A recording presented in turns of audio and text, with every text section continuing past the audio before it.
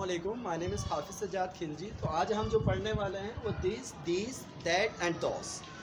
This कहाँ use होता है, दिस कहाँ, दैट कहाँ और दोस कहाँ, ये मैं आपको बताने वाला। दिस हम यूज़ करते हैं जब कोई चीज़ आपके करीब हो, जब कोई चीज़ आपके करीब हो और एक हो, उसके लिए हम यूज़ करते हैं दिस। फॉर एग्ज़ाम्पल, अगर कोई चीज़ आपके करीब होती है, जब आप उर्दू में सेंटेंस बनाते हैं तो आप कहते हैं कि ये एक मार्कर है। अगर इसी मार्कर को मैं आपसे दूर रख दूँ तो फिर आप कहेंगे कि वो एक मार्कर है। तो इंग्लिश में क्या होगा कि अगर कोई चीज़ आपके करीब होगी, अगर कोई चीज़ आपके करीब हो, नज़दीक हो और एक हो मीन्स सिंगुलर हो, तो उसके लिए हम यूज़ करते हैं दिस, जिसका मतलब है ये। देन सेंटेंस क्या होगा, दिस इज अ, उसके बाद ऑब्जेक्ट आ जाएगा जिसके बारे में हम बात कर रहे हैं। मैंने सेंटेंस लिखा है दिस इज अ बुक का मतलब क्या है कि ये एक किताब है। अब इसी तरह अगर मैं ये कहूँ कि ये एक मार्कर है तो फिर क्या होगा, this is a marker.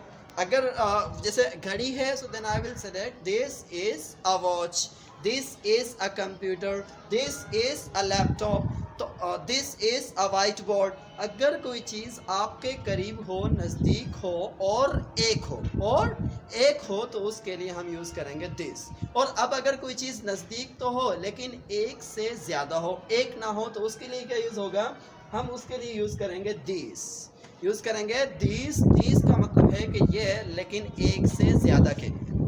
These use होता है एक से ज़्यादा के लिए और नज़दीक हो। एक से ज़्यादा 2, 4, 5, 10, 15, 20 जितने मर्जी हो। तो दीज यूज़ होगा एक से ज़्यादा के लिए। जैसे फॉर एग्जांपल, अब मार्कर एक है तो इसमें क्या बनेगा, दिस इज़ अ मार्कर। अब अगर मैं अपने फिंगर्स की बात करता हूँ कि ये उंगलियाँ हैं, then I will say that these are. अब यहाँ यूज़ होगा are, I will not say that these is, because this is not singular, ये सिंगुलर नहीं है। तो I will say that these are, जैसे मैंने लिखा है these are books, these are fingers, these are ears, these are eyes. अब अगर कोई चीज़ आपसे दूर हो और एक हो, उसके लिए हम यूज़ करेंगे दैट।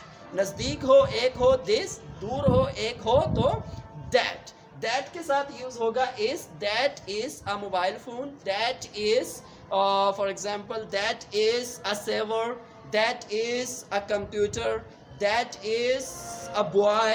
सो अगर कोई चीज़ आपसे दूर हो और एक हो, उसके लिए यूज़ होगा दैट। और अगर दूर हो, एक से ज़्यादा हो, उसके लिए हम यूज़ करेंगे दोज आर मीन्स करीब हो, एक से ज़्यादा हो तो दीज आर, दूर हो, एक से ज़्यादा हो तो दोज आर। देन आपका ऑब्जेक्ट आ जाएगा those are. For example, I can say that those are buildings, those are boys, those are girls, and those are, you can say that, what are these? Those are windows. करीब हो, एक हो, this is, दूर हो, एक हो, that is, करीब हो, एक से ज़्यादा हो, these are, दूर हो, एक से ज़्यादा हो, those are। उम्मीद करता हूँ कि आपको समझ में आ गया होगा। थैंक यू सो मच, अल्लाह हाफिज़।